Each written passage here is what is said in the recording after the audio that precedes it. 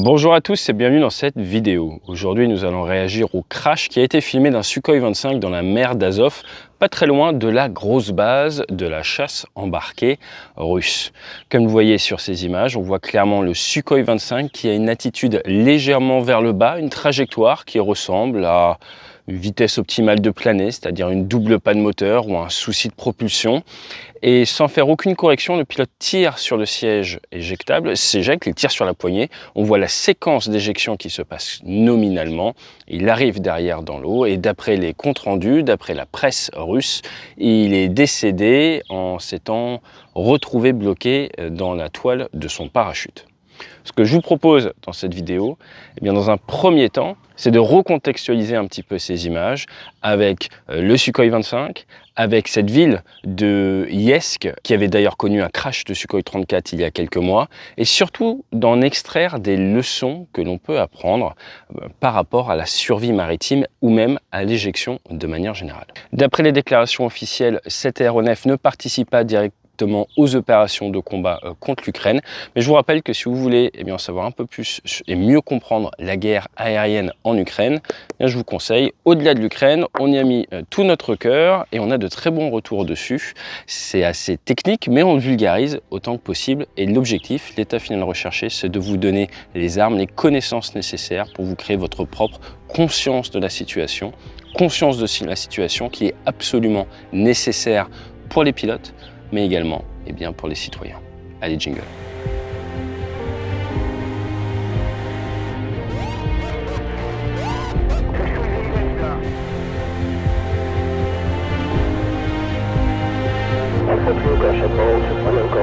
Roger, ball.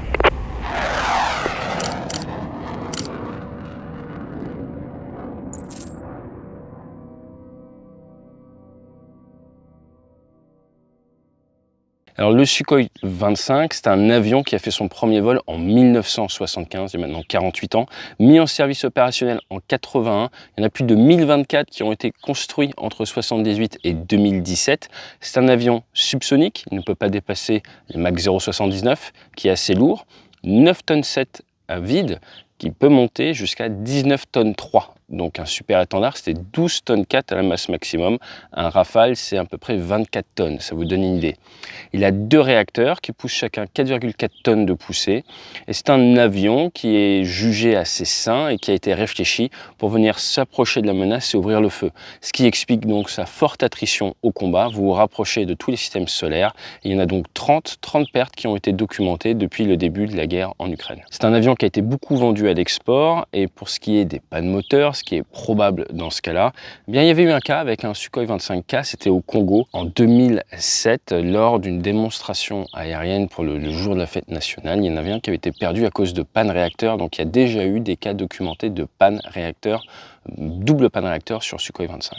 La mer d'Azov, je ne vais pas revenir dessus, mais vous voyez qu'on est vraiment sur la partie extrême nord est avec la ville de Iyezk. On a 83 000 habitants recensés et depuis 2009, le grand terrain de la marine russe. Il y a le 859e centre d'entraînement naval. Ils ont d'ailleurs refait un centre en octobre 2020 tout beau, tout neuf. Et si vous regardez sur la partie ouest de la piste, vous avez une forme de piste assez originale et c'est tout simplement parce que toute la partie ouest, vous avez un porte-avions qui est dessiné, vous avez un sky jump et même des brins d'arrêt. C'est donc là que les MiG-29K s'entraînaient à l'époque où le porte-aéronef, le Kuznetsov, était en fonction. Un porte-aéronef que j'ai eu la chance d'être tasqué, comme on dit, pour aller photographier. Et ça remonte maintenant à quasiment il y a une décennie quand j'étais sur Super Étendard. Toujours est-il, si cette ville et cette base vous dit quelque chose, c'est probablement à cause de ces images. Ce Sukhoi 34 qui a terminé dans un bâtiment, ce fullback, c'était le 17 octobre 2022. À minima, il y a eu 13 morts dans la population locale, des pauvres personnes qui n'avaient rien demandé dans leur bâtiment. Néanmoins, il y a eu une double éjection de la part de l'équipage. Le Sukhoi 34, ils sont 2 à bord. Et c'est pas sans rappeler une actualité un peu plus chaude. La semaine dernière, il y a eu le jugement sur le crash de l'Alpha Jet français à Vouvray, juste à côté de Tours. Rappelez-vous, c'était en décembre 2014. C'était l'Alpha Jet numéro 155 qui est venu s'écraser sur un foyer d'hébergement pour personnes handicapées, la Bélangerie. Malheureusement, Un des pensionnaires est décédé, 5 avaient été blessés également. Le pilote, en date du 7 juillet dernier, a officiellement été relaxé. Il a été blanchi, si je puis dire, d'un point de vue judiciaire. Ils avaient une collision aviaire et un avion qui ressemble un petit peu au Sukhoi 25, même s'il est plus léger, l'Alpha Jet bimoteur de nuit. Problème de propulsion, ils s'éjectent, ils orientent l'avion vers une zone qui est sombre. Ils ne pensaient pas qu'il y avait des bâtiments à cet endroit-là et malheureusement, vous voyez, ce sont des choses qui peuvent arriver et qui touchent l'actualité chaude directement française. Alors maintenant, pourquoi est-ce que ce Sukhoi 25 peut se retrouver comme ça, à s'écraser avec un pilote qui s'éjecte? Regardons un petit peu plus en détail les images. On voit que l'avion a cette trajectoire légèrement en descente, avec quand même un variomètre, une proportion à descendre assez élevée. Il y a éjection, en moins de 5 secondes, le pilote se retrouve sous une voile parfaitement déployée, donc le siège éjectable a bien fonctionné. Après, il passe 11 secondes de descente sous voile avant de venir toucher l'eau. Donc ça, après certaines sources, il se serait également cassé les 2 jambes à l'arrivée. Néanmoins, de ce que l'on voit, il semblerait que le parachute se soit bien déployé. Alors pourquoi est-ce que votre réacteur peut s'éteindre?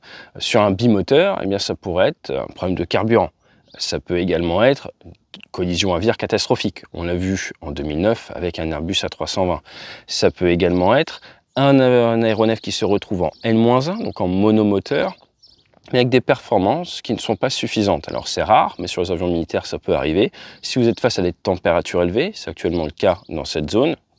Si vous avez également un aéronef qui est très lourd, quand vous venez de décoller avec un maximum d'emport et que vous n'arrivez pas à vous alléger, vous n'arrivez pas à faire du largage des tresses, mais c'est également possible avec un cas d'erreur pilote. On l'a vu sur 737 récemment, on l'a vu également sur d'autres types d'avions, notamment sur des ATR. Vous avez un réacteur en panne, il y a un traitement de la panne qui est effectué par l'équipage et qui se trompe de moteur. Vous vous retrouvez donc avec normalement un moteur HS, un moteur qui fonctionne, et là un moteur HS, un moteur que vous réduisez et donc 0 poussée. Et c'est comme si vous étiez en double panne moteur. On reviendra sur la chaîne sur des accidents comme ça.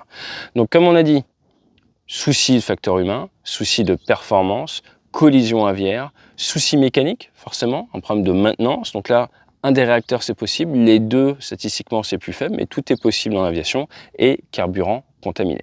Maintenant, qu'est-ce que ces images nous apprennent? Qu'est-ce qu'on peut avoir comme retour d'expérience intéressant? Vous voyez que son Sukhoi 25 est sur une trajectoire à descendre et il décide de s'éjecter. Si vous voulez mon avis, il y a un manque d'optimisation de l'énergie à ce moment-là. Avant l'éjection, le pilote aurait dû légèrement tirer sur le manche, alors quitte même à pousser un petit peu pour refaire de l'énergie, et derrière faire une ressource souple pour à minima annuler le variomètre, et si possible se prendre un petit vario positif. Il est au-dessus de l'eau, il n'y a pas de risque que l'avion aille sur une zone habitée à ce moment-là.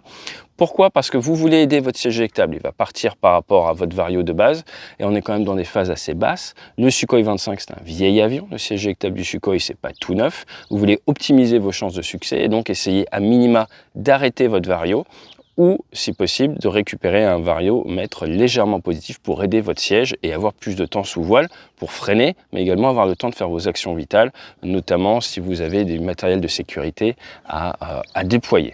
Donc ça, c'est le premier gros point. Néanmoins, on voit que sa séquence d'éjection a l'air de bien se passer, mais nous sommes loin. Je vous propose qu'on regarde cette éjection vue depuis le casque du pilote, qui était sorti sur les réseaux il y a maintenant quelques mois que nous avions commenté. Comme vous pouvez le voir, ça va extrêmement vite et ce pilote avait survécu malgré une éjection et un temps sous voile qui était plus bas et donc un temps sous voile qui était vraiment réduit au minimum. Ce qui nous amène donc vers les leçons autour de la survie maritime. Dans l'aviation militaire, la survie maritime, c'est quelque chose que l'on travaille énormément. Dans la marine, nous avons le C100, le centre d'entraînement à la survie et au sauvetage de l'aéronautique navale qui sert à former des pilotes de la marine, du personnel navigant de la marine, mais également de l'armée de terre, de l'armée de l'air et de l'espace, de la gendarmerie, des unités étatiques et même de pays étrangers. Ce sont 1200 stagiaires par an qui vont se former à l'enveloppe publique depuis 1995, le C100 ayant été formé le 12 janvier 81 à Saint-Raphaël. Il faisait meilleur avant à Saint-Raphaël, maintenant à l'enveloppe. Quand vous faites la survie dans la rade de Brest, c'est un petit peu moins fun.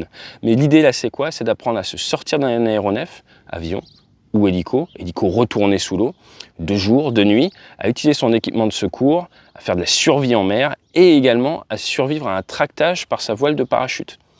Les Américains le font également, j'ai eu la chance de faire le stage de survie avec l'US Navy également. Vous avez l'US Air Force qui a ses propres cursus, mais là ça peut être vu comme assez fun parce que vous faites tracter par des jet skis de manière à ce que vous vous rendiez compte de ce que ça fait de se faire tracter par sa voile de parachute. Il faut réussir à créer une bulle d'air. Donc on vient se plier en deux, on crée une bulle d'air et après on vient retirer son parachute.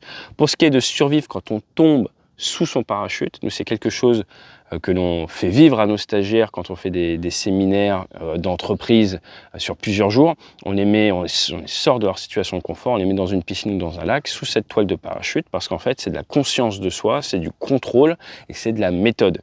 Quand vous arrivez dans l'eau, normalement vous avez votre May-West, une petite veste qui se gonfle et qui vous permet de flotter. Ensuite l'objectif c'est de réussir à créer une bulle pour respirer et naturellement la toile de parachute va venir se coller à vous.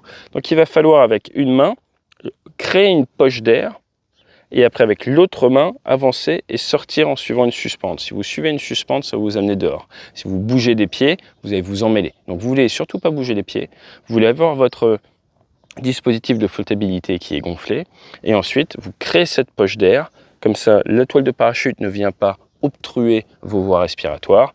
Une main en protection et une main après pour bouger. Et donc, soit vous alternez, soit vous faites avec une seule main et vous suivez une corde. Et très, très important, c'est respirer calmement et la maîtrise de soi. C'est donc quelque chose pour lequel nous sommes entraînés dans les armées occidentales. Pour ce qui est de l'armée russe, je ne sais pas. Dans tous les cas, on voit bien l'importance de bien se préparer à la gestion de panne, à l'éjection et après à la survie, ce qui malheureusement n'est pas toujours facile. On l'a vu en France avec les différentes éjections dans la chasse embarquée. Vous avez eu des super étendards monomoteurs qui ont été perdus pour souci de réacteur, pour souci de collision aviaire, par exemple au large d'Ajaccio. Chaque fois le pilote a été récupéré, s'en est bien tiré. Dans le cas d'Ajaccio, il n'avait pas chaud, le pauvre, il faisait vraiment froid. Moi j'ai volé par exemple au large de l'Écosse, je partais en vol avec des gants en néoprène que je mettais dans mes poches de super étendard parce que je me disais en cas d'éjection, dans de l'eau à 2 degrés à cette époque-là, mes doigts rapidement, je ne pourrais plus utiliser, je ne pourrais même plus utiliser ma radio. On essaye de trouver comme ça des moyens pour augmenter nos chances de survivabilité, mais ça commence en amont. 90% du succès, hein, c'est dans la préparation. Dans le cas des rafales perdues, il y en a un, c'était au large de l'Espagne, donc les conditions étaient bonnes, il y avait 2 porte-avions autour, un français et un américain. À ce moment-là, il a été rapidement récupéré par un hélicoptère américain. Dans le cas de la collision entre les 2 rafales avec les pilotes d'essai anciennement de l'aéronaval en Méditerranée, eh bien, il y en a un malheureusement qui est décédé, qui ne s'est pas éjecté, mais l'autre avait été blessé à l'œil et il a été quand même resté plus de 1h10 dans l'eau et avait été récupéré à la tombée de la nuit par un hélicoptère.